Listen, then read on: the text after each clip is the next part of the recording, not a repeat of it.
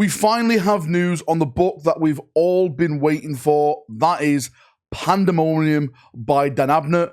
But I'm afraid it's bad news because it looks like the book has been delayed. This is coming from Dan Abnett himself. I'm going to go through all the information, read it all, show you all, and we can have a little discussion about this. So let's jump in and let's get waffling. So let's jump over to this window because I've got the big blurb of text which we're about to go through. This was sent to me by one of my Discord members called CJ.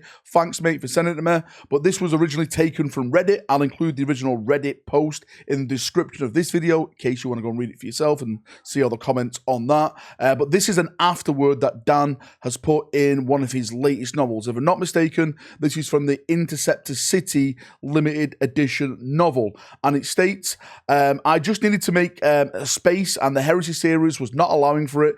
Given the number of novels I've written for Black Library, it's perhaps impressive that this has only ever happened twice. There are two mythical books wholly anticipated by readers that I have promised but not yet delivered. One is Interceptor City, which I think this is now.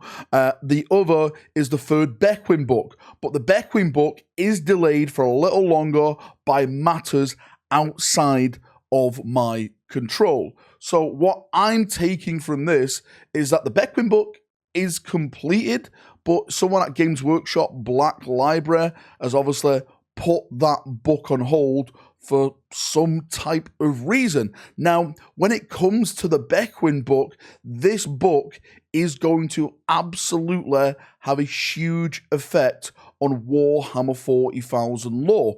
Dan Abnett himself stated this in this interview. I have been planning it for a long time. A long time. I had to get permission to do it. It's been a secret thing. It's been on a need-to-know basis only. Only a few select personnel have been allowed to know this until it actually came out. I'm not going to spoil it, except to say, yes, there is a huge twist. There are quite a lot of huge twists, actually, but there's one particularly huge twist in it. It's going to have massive ramifications for, if nothing else, for the third book in the series, Pandemonium, which is due, and it will probably have great ramifications for the Eisenhorn Inquisitor series, and I think it will probably, in the long run, have massive implications for the universe as a whole.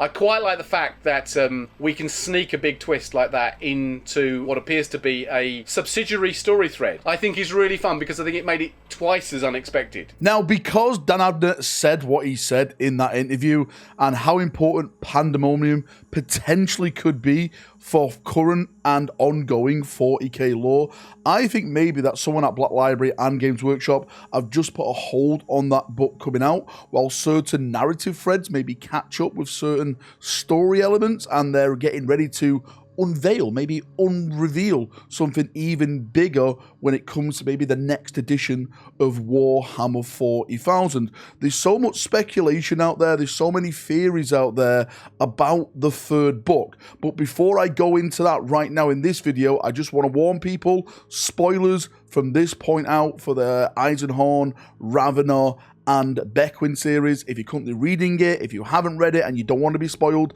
then please leave now. This is your first and only warning. So in the last Bequin book, we were left with the massive cliffhanger that the King in Yellow had been named, and that was none other than Constantine Valdor. Yes, the Valdor that served the Emperor, that fought with the Emperor, that was one of the closest confidants of the Emperor during the Unification Wars, the Great Crusade, and of course, the Horus Heresy. And a lot of people were blown away by that, myself included, because potentially now this could be the return of Valdor. And within that novel itself, the characters learn, Bequin learns, that there is basically a army being made, a secret army, in a kind of universe within a universe. How can I explain it?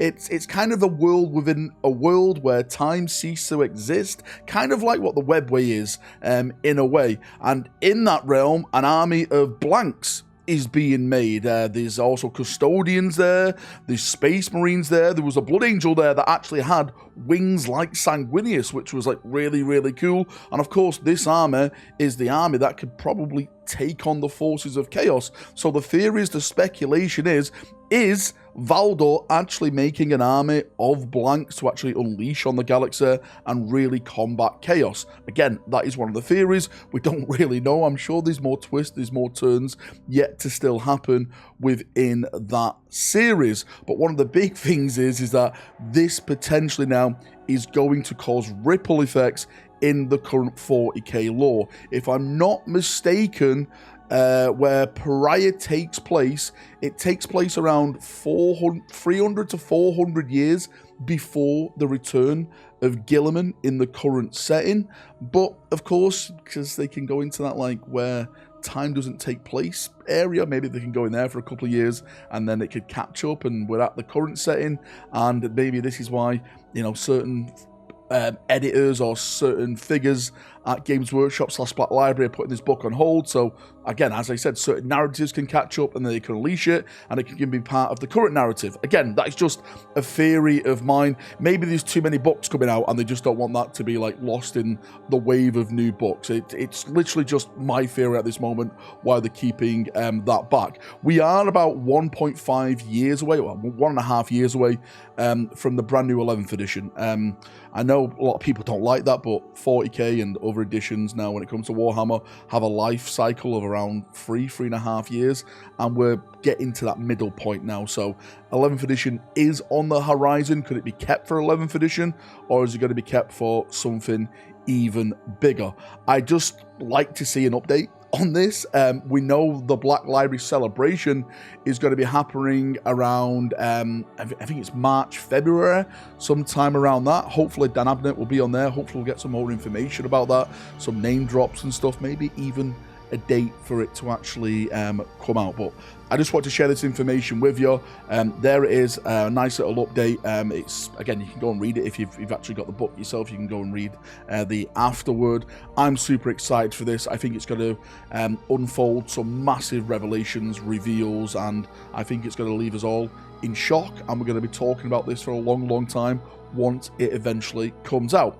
See ya, have a great day, enjoy your evening wherever you're around the world, and bye-bye.